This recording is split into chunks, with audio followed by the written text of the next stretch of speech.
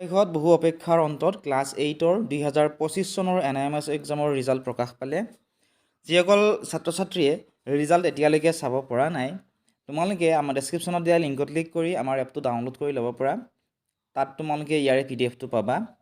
আৰু যদি তোমালোকে ডাউনলোড কৰাত অসুবিধা পাইছা, ডিৰেক্টলি তোমালোক ডাউনলোড কৰাৰ লিংকটো লাগে, তেতিয়াহ'লে কমেণ্ট ছেকশ্যনত কমেণ্ট কৰিবা তোমালোকৰ স্কুলখনৰ নামটো, লগতে তোমালোকৰ নাম। ঠিক আছে, কমেণ্ট ছেকশ্যনত কমেণ্ট কৰি জনাবা। তাত আমি তোমালোকক PDFটো দি দিম। তাত তোমালোকে পাছ কৰিছানে নাই বা তোমালোকৰ স্কুলৰ কিমানজন ল'ৰা ছোৱালীয়ে পাছ কৰিছে, ইয়াৰে PDFটো তাত তোমালোকে পাই যাবা। আৰু পাছ কৰাৰ পিছত কি কৰিব লাগিব, কেনেকুৱা ধৰণৰ প্ৰচেছসমূহ হয়, ইয়াৰ বিষয়েও যদি জানিব বিচৰা কমেণ্ট ছেকশ্যনত এটা কমেণ্ট কৰি আমাক জনাবা। আমি তোমালোকক গোটেইখিনি ধুনীয়াকৈ বুজাই দিবলৈ চেষ্টা কৰিম। আৰু চোৱা, ৰিজাল্টসমূহ তোমালোকৰ ডিষ্ট্ৰিক্ট ৱাইজ থাকিব।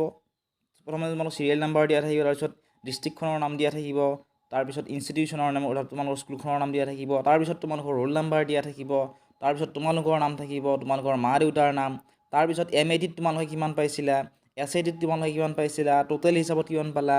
ঠিক আছে, তোমালোক কোনটো কেটেগৰী হয়, জেনেৰেল, SC, ST, গোটেইখিনি তাত তোমালোকে ধুনীয়াকৈ চাব পাৰিবা।